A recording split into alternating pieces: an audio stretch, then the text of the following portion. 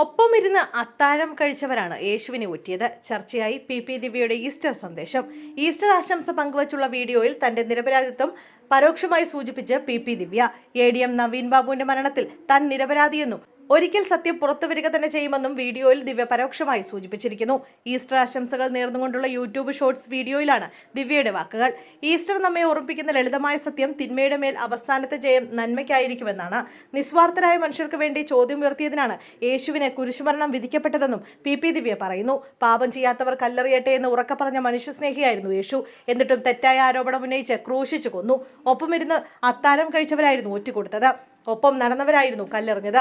എത്ര സത്യസന്ധമായി ജീവിച്ചാലും ആൾക്കൂട്ടം കാര്യമറിയാതെ കല്ലെറിയുമെന്നും ദിവ്യ വീഡിയോ സന്ദേശത്തിൽ പറയുന്നു. നമ്മുടെ ജീവിതം സത്യസന്ധമാണെങ്കിൽ ഇന്നല്ലെങ്കിൽ നാളെ ഏത് പാതാളത്തിലാണെങ്കിലും കുതിച്ചുയർന്ന് ജീവിതത്തിലേക്ക് തിരിച്ചു വരാമെന്ന സന്ദേശമാണ് ഈസ്റ്റർ നൽകുന്നതെന്നും ദിവ്യ പറയുന്നു.